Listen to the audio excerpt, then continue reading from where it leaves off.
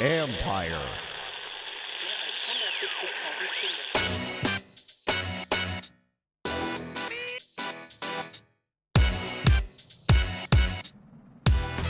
Welcome back to another episode of the Football Jones podcast. I am Mike Jones. Read me at usatoday.com. Follow me on Twitter and Instagram at @ByMikeJones. And I'm happy to be joined again by my buddy John Keim. You know him from the John Keim Report. Insider for all things Redskins. Does it better than anybody in the league. Cakes, how are you doing? I'm doing all right. It's been a while since I've had to cover a game. It's relaxing. Yeah. As much as this job can be relaxing, it's relaxing. Right, exactly. You know, it's like you have an off season, but you don't really have an off season. And obviously for you, you're having to monitor a lot because of this new regime getting set up. And that's why I wanted to talk to you, because I feel like obviously the number one pick, we feel like Joe Burrow is going to be there, but I feel like the Redskins are in a really good position to do a number of things to help themselves, and this could be pretty intriguing. So coupled with just Ron Rivera stuff, coupled with Josh Norman being gone, Jordan Reed, Adrian Peterson, their futures in question, I felt like this is the perfect time for us to huddle back up again. So let's get to it. What have you thought so far? We talked right when they hired Rivera. But as you're seeing these building blocks being put in place with this coaching staff and the way they're going about things and what they want to accomplish heading towards the draft, what have you learned so far? I think there's a strong desire to make sure that he sets it's easy to say set the foundation, right? And that's what every coach wants to do. But I think he's very cognizant of that, maybe even more so than when he was at Carolina. I think that's one of the things coming into his second job that you learn, that what are the things that are absolutely necessary. I know he talks a lot to guys like Andy Reid before taking this job, and that's one of the lessons I think that was imparted to him is make sure you really, whatever you're going to do it right now. So you see some things that may or may not make a difference, like they remove the ping pong table. Well, I've talked to guys like that doesn't make any difference, but in his mind, it symbolizes a level of change within that organization. So I think what you're going to see some moves like, getting rid of Josh Norman, I wouldn't put in there because it was really a money thing. But I think like what I do take from some things like, if you haven't been, this is a place that's had a lot of injuries. If you're not durable and available, are they going to keep you around like the old regime clearly was, And so I think there's that desire to get that. And the funny thing is, Mike, that when you talk to some people over there, like some of the coach, whatever, there's a definite energy in the building with those guys. The guys who come in from outside and they're excited about what they're doing. They feel like they have a chance to build. They like the roster. But then there's another part in that building that is like, what does this mean for us? And I think, because I think they're still not sure what's their future there. So it's kind of for some people, it's an anxious time. And for other people there, I think it's on the other end, which is an exciting time. Okay. So, his coaching staff is put together. He's got a guy like Jack Del Rio, very well proven. Then Scott Turner, who's not really well proven, but they have Randy Jordan still working with the running backs, a guy that's got a lot of experience. It feels like he's got a mix there. But what do you think? Ken Zampese, I feel like he's a good guy to have with Dwayne Haskins. I talked to Carson Palmer about him when the number one pick, when Cleveland, had the number one pick. And there was a chance that Sam Darnold would be the guy. And, Carson Palmer raved about Zampese as a quarterback tutor. And I feel like that's good for Haskins. But what do you think about Scott Turner being so unproven as an OC, as a guy to help develop Haskins? I'll talk about Scott first, but I do want to talk about Zampese for a second too. But I think with Scott Turner, Rivera is very, very familiar with him because he was in that building as a quality controller, either offensive assistant or quality control coach when he first started in the league. And so Rivera has seen him rise up as a coach. And he's got the bloodlines because of Norv Turner, of course, his dad. And he came back, he did a good job. A couple of years ago, they were 6-2. Mm-hmm. Cam Newton was playing well. So that was Scott Turner, quarterback's coach. And obviously Cam Newton playing well himself, but credit also goes to Scott and then Norv Turner as the offensive coordinator. And my understanding is that Norv would kind of do things to maybe would give him more freedom to have input into certain decisions and the game plan and all that to help develop him more. And so I think it's a natural next step.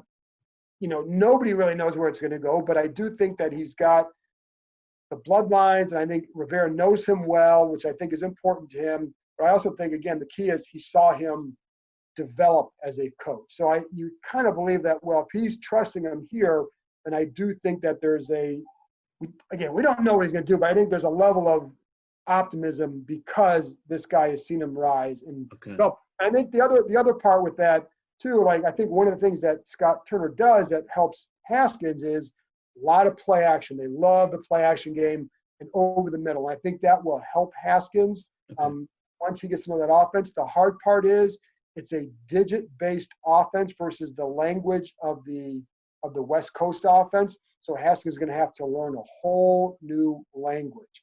And so I'll be curious to see how that goes. Then that's when I'm going to get back to Zampese.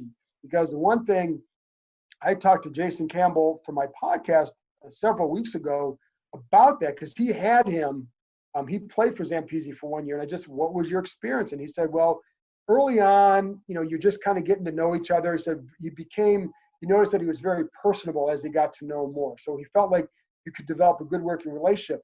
But what he really thought in terms of coach quarterback was the details, and that he was really good with the details of the protection game.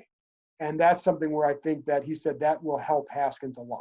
So I personally think that Zampese may be the most important hire on that offensive staff because he's going to work more closely with Dwayne Haskins. So I think the development for Haskins will come as much from what Zampese does as I think with Scott Turner. And lastly with that, I was talking to somebody else who felt like there were so many guys with quarterback experience in that building last year that it was almost too much. There were almost too many guys telling Haskins, do this, we'll do this, do this. And they all brought something different to the table. And at first you think, oh, there's all this knowledge. But sometimes you have too much and you have too many people in your ear with that stuff. And that's not going to be the case this year. Okay, good. I did listen to that episode with Jason Campbell. If you guys have not, go over to John Keim Report, look for that episode, because I felt like you're exactly right. That Campbell did a really good job of painting the picture of what Zampese does as a coach. That is good. Now, do you know, this number-based offense, is that at all similar to the way that they called plays at Ohio State, or is it completely foreign to Haskins? I don't think it is. That's a good question, Mike. And I know that's something I'd have to ask Haskins. I don't believe it is.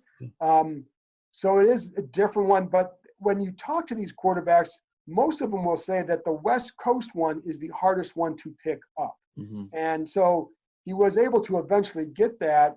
There are going to be some things that carry over conceptually, but I think it will take a lot of studying and a lot of extra work to get caught up on this.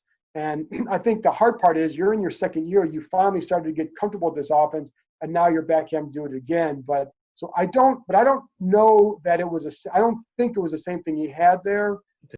Like I said, what I know is that the West Coast, because it's such a long, you wrote a story talking to Dwayne about that last summer where you had him repeat a play and how many words it was. And it's not just like what Haskins would even say. It wasn't so much just memorizing all that.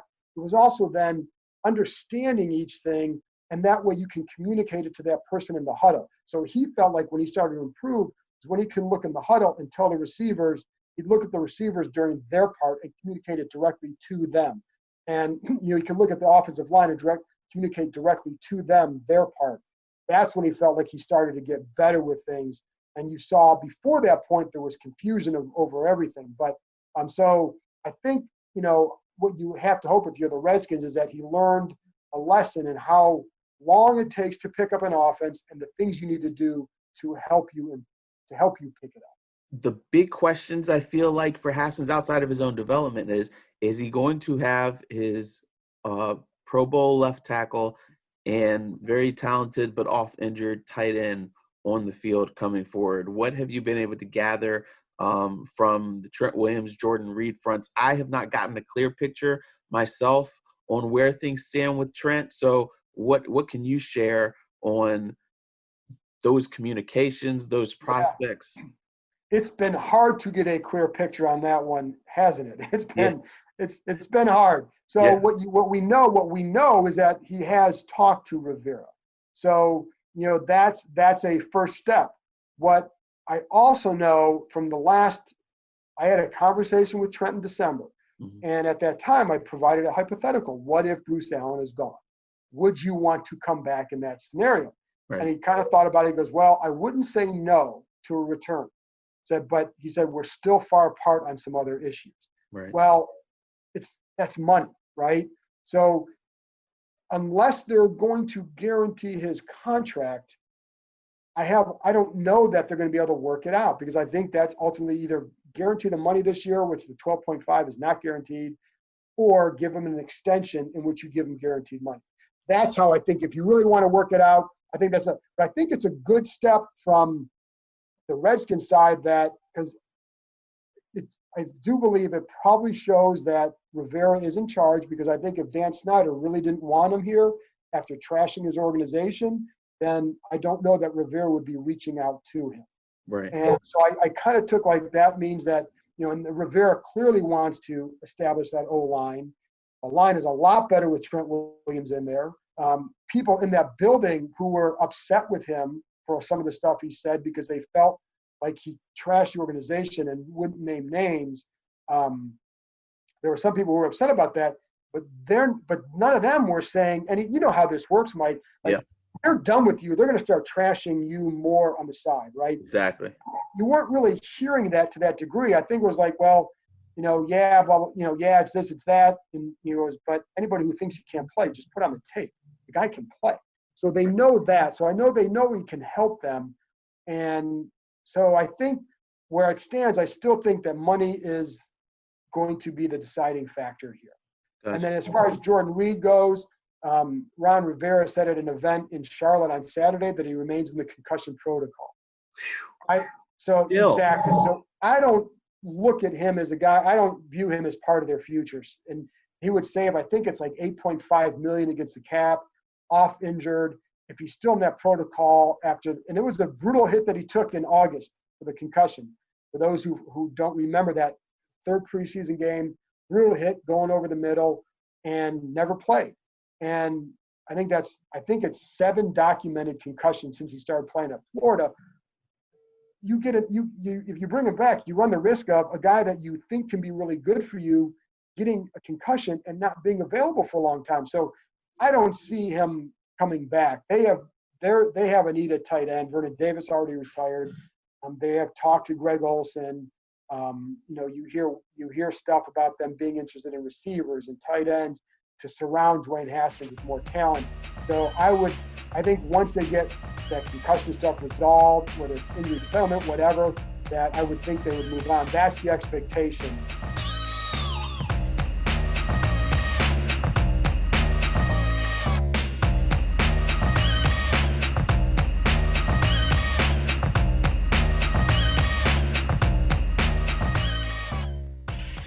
My one other question about Trent that I'm wondering is, okay, even if they do offer to guarantee that money, he's 31, gonna be 32. Right.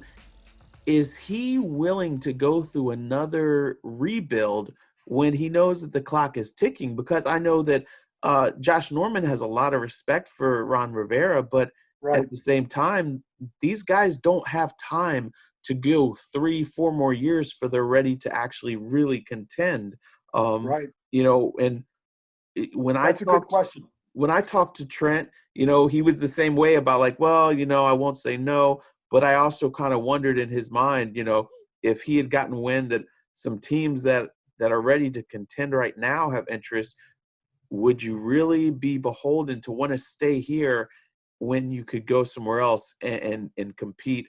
Even just like Laramie Tunsil did in Houston, they didn't make all the way, but at least they got to the playoffs and won a game in the playoffs, which is something Trent has never experienced. Well, and I think the other part of that too, Mike, is that it's a different organization than the one that Trent left, or than when he was here last, because it's a new coaching staff. It's not a completely new front office. There's still a lot of familiar faces. I mean, the strength and conditioning coaches are still there.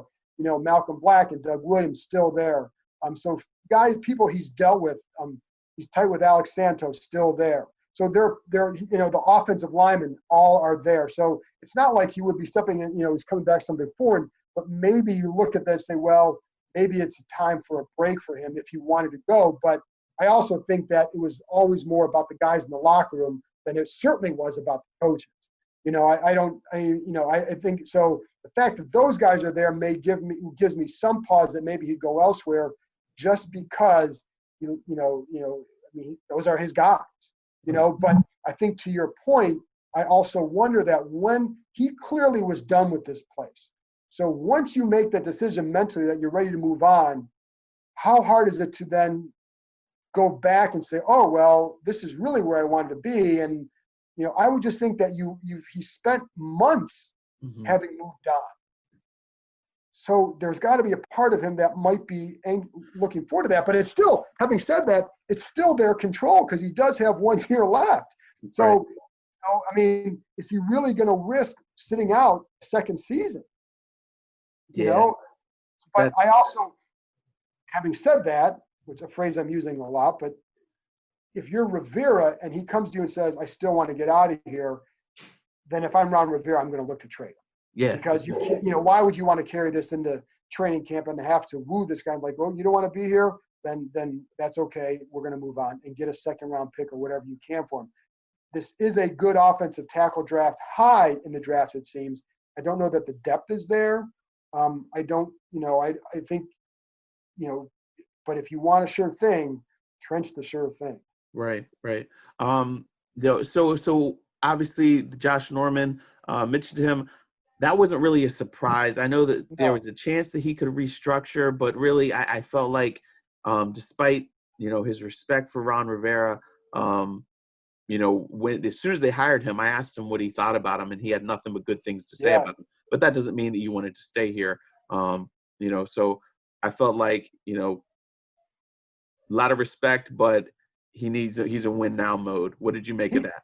He is. And I also think that I don't know that it was just necessarily like his decision. I mean, there were people in that organization who were ready to move on from him last year. Right. Because they just didn't feel like, and it wasn't that he was a bad player, it's that the play didn't match the contract and the cap hit. And the problem with, as you know, with this organization is you look at the big money guys the last couple of years and you look at the production compared to other teams' big money guys and their production, and it never was there, whether it was injuries or in Josh's case, it was going to be hard for him to live up to that contract because you're paying a guy who had an incredible year in 2015, almost the NFL Defensive Player of the Year. It's hard to expect a couple of touchdown pick sixes, every year, but the play wasn't necessarily matching that. He was benched late in the year, different staff, whatever. So I think it was a good move for both sides to start over. I think that was one thing I wondered. It's funny because when all this was going on with Josh late in the year and he was benched, he knew it didn't serve him any purpose to sit there and rip the organization. Right. He also knew at that time, because I remember even saying to him, like, it could be your former coach is the guy here. And he's like, exactly. In other words, like, why would I want to burn that bridge automatically and just torch this place and just like make it so that way somebody doesn't want me around?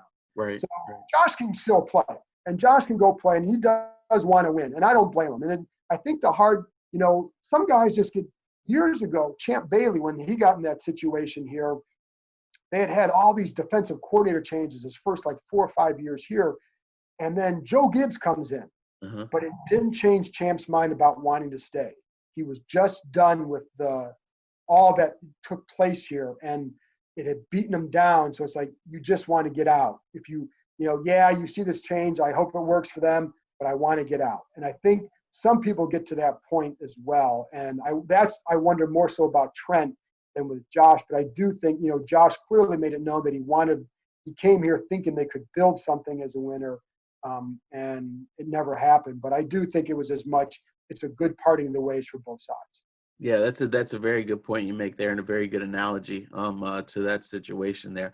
Okay, so next week is the combine. There's going to be a lot of intrigue because the Redskins have the number 2 pick. Right? Obviously, we feel like Joe Burrow is going to go to Cincinnati. The Redskins, there's been talk to Chase Young, but do you see a scenario where a team jumps up to number 2 and the Redskins move down and take a bounty of picks to help continue to build this thing? And I guess depending on who it is, if they jump up to number 2, the Redskins could still have a chance for Chase Young if they don't move back too far.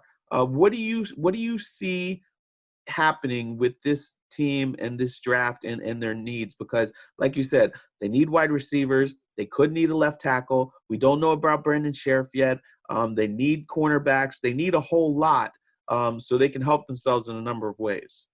Yeah, and I think there's a couple keys here. First of all, Jack Del Rio, Ron Rivera and Jack Del Rio are, they're pairing up here, defensive coordinator, head coach, defensive-minded guys. Obviously, Del Rio is, but Rivera is too.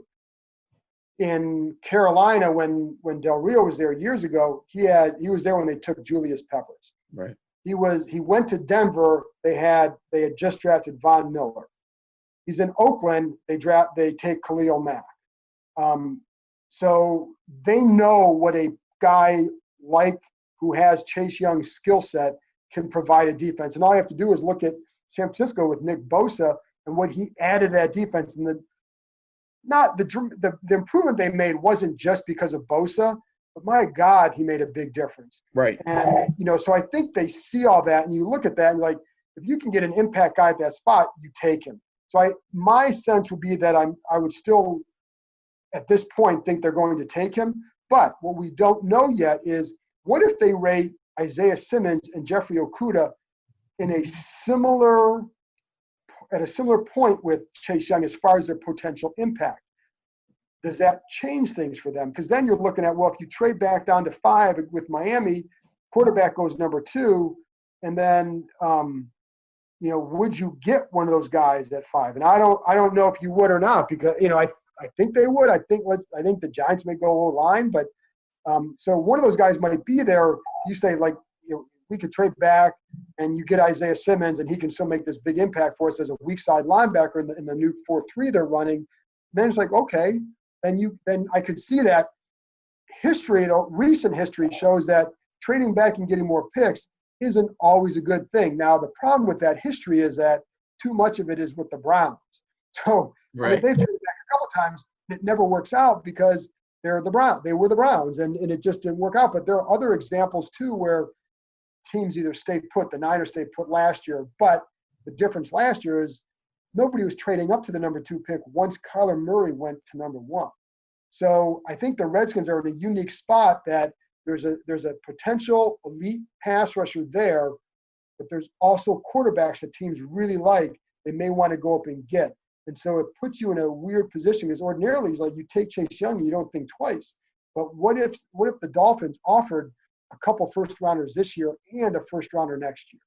So, would you how much do you look at that? You have to look at that. Yeah. But I just go back to their history and their history with those pass rushers and what it's meant for those teams, that it's like it would be really hard for me to see them passing up on Chase Young just to get more picks, because they do have a good base of young talent. What they also need are guys who could develop into elite level players. And I think Young has that possibility. But again, I think the one thing we don't know, Mike, is how do they rate him compared to Okudah? And I'd say you have to have 2 or 3 guys that you're interested in at number 5. If Okudah, Simmons, and whoever else is there, then you say, okay, then maybe you make the move. But then, of course, what do you do in free agency? Do you sign James Bradbury and get another corner in here? And maybe you don't feel like you need to go get that corner right now, because when you have a chance to get that pass rusher, my God, how do you pass him up?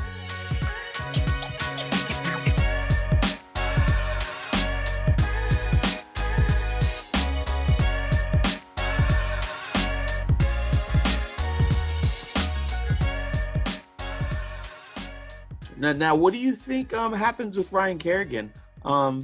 I mean, you obviously have Montez Sweat, who you've invested in, Ryan Kerrigan on the other side. Um, do you see him still as part of the picture? I I do think my guess, and I feel like this is a fairly educated guess, would be that they give him an extension and lower his cap number this year. Because his Okay. cap number is like, I want to say it's like 11.5 million this year. So you can't keep, if you draft Chase Young, you can't keep Ryan Kerrigan at that cap number.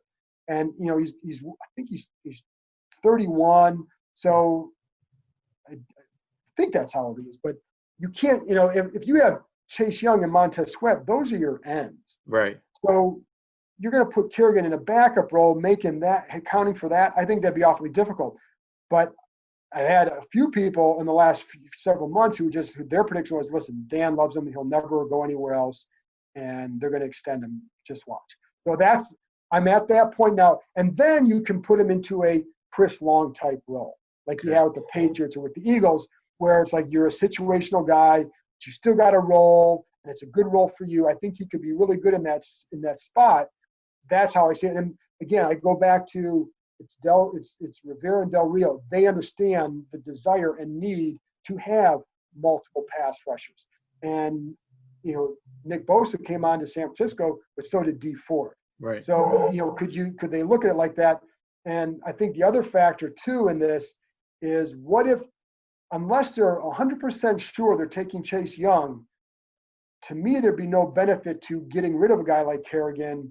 Because what if at the last second the Dolphins make you this incredible offer and he's like, God, we've got to take this. Then you got rid of Kerrigan, and now are you stuck? So I see it being that my guess would be he ends up signing an extension. Gotcha. Now, my other question is, would he be okay with that kind of reduced role? I mean, obviously, we know he's been durable. Last year was the first time he's ever missed playing time. When Luke Kuechly retired, he was one of the guys I talked to, and he was very much still loves playing football, feels great, feels like he's got a lot of gas left in the tank. But being a guy who's just a situational guy after being a full-time guy since 2011, I think? 2011. Yeah. And I think it depends on how they view that role. And it's like, if you're talking a couple plays, like only a handful of plays, well, I think that'd be hard for him. But if you're talking like you're using that sub package a lot and you're going to rotate guys in and you're still getting X number of snaps, I think it's important for him I think my sense has always been, Mike, that he wants to stay here. I think he likes it here. I think he's one of those guys that feels like he's put in a lot of time here and invested a lot of time and energy trying to get this franchise right, that if you see a chance for it to finally turn, Okay. he doesn't want to leave. Okay. I think in the right, but I also would think, and I think you bring up a good point, is I think Rivera and those guys would have to sell like, listen, this is how we'd envision it for you. And he's got to be okay with that. But I do think that that's a good spot for him. And I think if he's going to go to a good team, my guess is that's the kind of role he would find for other teams. So why not just stay here? And again, I think it means something to him to stay here, and I think he does want to be here if and when it turns around. Okay, that makes sense. It's going to be interesting to see how this draft plays out, how the free agency plays out, because we haven't seen Ron Rivera as a top personnel guy. We haven't seen Kyle Smith as the lead guy. Obviously, Right. Anybody who's talked to him knows he's a sharp guy. They've done well drafting. He knows college talent. The pro side has been where the Redskins have struggled projecting guys into their system. So, I don't know what to make of their offseason. This is like the first time in forever that I just really don't know what to make of, their tendencies and how they're going to do it. So it's going to be intriguing to me. I agree. And I think that's the one thing too with Rivera is like, this is a different spot for him. So I think it can be, I'll be curious to see how, because he's in charge, we've seen times where coaches are in charge and they make coaches moves. They don't care about X, Y, or Z because they just want the player. We saw that years ago, the Redskins traded like a second-round pick for Jason Taylor at the end of his career because they had a desperate need for a defensive end. They gave up a third-round pick for T.J. Duckett at the end of his career because they had a desperate need for someone at that spot. But it was Joe Gibbs's time he was making those decisions. we haven't seen that here since then. So I'll be curious to see and how much he allows others to tell him, you can't do that. You got to consider this. And he always talks about things being a collaborative effort. So, I don't know how he's going to handle that because it is a new spot for him. He always had Marty Herney in Carolina or Gettleman or whatever. So, there was a little bit more of an equal standing, I guess I would say. So, but they have the money to spend, Mike. And when all these cuts are finalized, when they make all these moves, they could have close to $70 million in cap space. That's the most they've had in a while. Yeah. So I do think they're going to be active with some guys. I would expect them to go after a tight end. I would expect them to try and find a receiver because they want to surround Haskins with as much talent as possible. And I think those are two spots that they definitely need to improve. And so I think, and that's why letting Paul Richardson go, my understanding was that they wanted to find a 1A or 1B to McLaurin's 1A. Right. And so it's going to be hard for agency to find that, but I think they want to look for that. So I think there will be I think they will be active there. But I think those are some of the spots. And then also re-signing their own guys, Brandon Sheriff, Eric Flowers, working it out with Trent Williams. I think those are as big if they can keep Trent Williams, that's like a landing a big time guy in free agency for them. You know what I mean? Yeah. So and one thing when you were talking about, him making decisions, will he listen to other people? One thing that at the Super Bowl, I talked to several of his former players, and they said one of the best things about Rivera is that he delegates to his assistants. He trusts people's input, and they actually felt like he's a great motivational guy, a great leader, and that when he dabbled and got too heavily involved in X and O's, they felt like it was too much, but they felt like the vision, the leadership, the delegation. So they felt like he probably would be okay pulling the trigger on, tough decisions with personnel just because of the fact that he does really believe in trusting his people, receiving their input and acting off of that. I think that's a good point. I'd heard good things from people who worked with him in Carolina about that, and not people who are here now. He brings up the word collaborative a lot. So it does seem like that's how it's going to go, because if you ask him, well, who's making the decisions on this stuff? I don't know you're going to get a great answer other than using the word collaborative. Mm-hmm. And so I think he's going to trust, like you're right about Kyle Smith. Now, this is a new role for Kyle Smith, being in charge of, all of personnel, but he is somebody who has good opinions and I don't think is afraid to share those without being standoffish or, he strikes me as a very much a chain of command type guy. You ask for my opinion, here it is. Well, you know what, Kyle, this is what I want to do. Okay, then we'll go get this done. You know what I mean? So I think, not as he's a pushover, but I just think that I think he would work well with a guy like Rivera. But it isn't, and then Rob Rogers, I've always heard he's a good negotiator. People respect him. They feel like he's straightforward. So I think that helps, to go get it done. So, but I wonder about the budget and because when you are a coach, you tend to look at things differently. But I think that's where it's good to have a guy like a Rob Rogers, an experienced guy who has worked with him, who can tell him, Ron, that's a crazy figure to give this guy. Do you know what I mean? This is the homework. This is what I laid out. And he can say, okay, you're right. So that's important to have that guy, in that office with you. Yep, exactly. Well, Cakes, I appreciate your input. It's going to be really interesting to see how this plays out because, if they take Chase Young at number 2, great for them. If they decide to move, they have a chance to really impact and change the complexion of this whole draft. They do. So it'll be interesting. And, I'm sorry, the one more thing on that too. My thing with them would be if you do trade, get a first-round pick for next year, mainly because if they clearly need to see more from Dwayne Haskins. Mm-hmm. So if you can get another pick next year and you find at the end of next year that Haskins isn't your guy, well, now maybe you have some ammo to go get somebody. And if Haskins is your guy, then you're not picking very high. Right. Because it probably means that he's done pretty well. Yeah. And or at least he's done well enough where you're around 500. But if he's not your guy, you could be picking around that top 10 spot. And if you have an extra first round pick, maybe you can move up and get one of the guys next year. I don't know, but I would. That's my own thing. Like I would keep an eye on that if I'm them. Yeah, another good point. All right, Cakes, well, tell everybody where they can find you. All right, well, on Twitter at John_Keim, on ESPN.com. Of course, I have to mention that one. And then the John Keim Report. So those are the spots you can find. And those are on, just like with your podcast, on all various platforms.